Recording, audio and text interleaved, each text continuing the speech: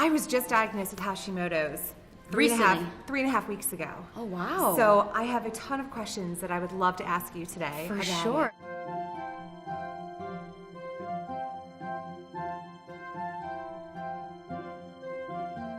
We know with Hashimoto's, your immune system attacks the thyroid. Yes. Which stinks. So it's interesting, these list of symptoms that we have here: depression, Yes. forgetfulness, dry coarse hair, puffy face, enlarged thyroid, slow heartbeat, weight gain, constipation, heavy menstrual periods, infertility. Oh my God, I was told when I was 19 I'll never have a child. Wow. Loss of eyebrow hair, dry skin, brittle nails, arthritis. How often do you feel like you feel any of these symptoms? The depression has been off and on for many years, but internally I never really felt good. I'm always sad, and I Yeah. can't shake the sadness sometimes. I think the heavy menstrual periods is probably the biggest one that I've noticed. Bloating that happens around the time of my period, I can go as much as a pant size or 2. And it's something that you're speaking to your doctor about? Yep. He believes it's all a part of the chemical imbalance because of the Hashimoto's. Yeah. Wow. And the thin, dry, brittle hair. Everyone in my family is thick, luscious, coarse, gorgeous locks. And I'm like, really? My number one thing is nutrition. It has changed my life. What we're putting into our bodies, I believe, is key. Whether you have Hashimoto's, whether you have absolutely nothing wrong with you, how you feed your engine is super important. I mean, you can even see from season 1 of Jane to now. And that was my learning and getting access to the resources that I didn't have access to before.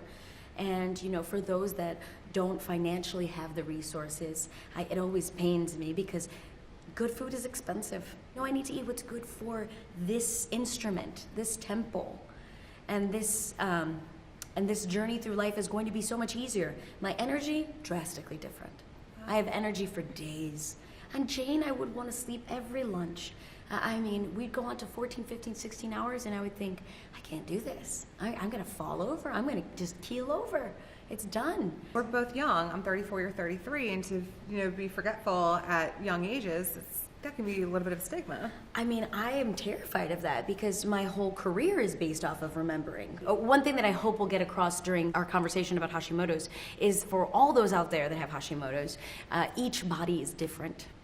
You can't look at anybody else's journey and compare yours to it. I know this because my 2 older sisters have it, and their bodies are drastically different than mine. And my middle sister has a super tiny frame, and each body has to be just your own journey. Comparing your journey to anybody else's will only bring on the depression that we already have, that we're already like so easily susceptible to. So it's so important to take your journey and say, all right, I'm going to start with number 1. It's starting with you. It's not looking at anybody else's journey. Oh, I see her success story. She went from this to this. Yeah. Because what that does is it makes us reflect in a mirror that isn't our own. Very true. I'm not less than because I'm 10, 15, 20 pounds more.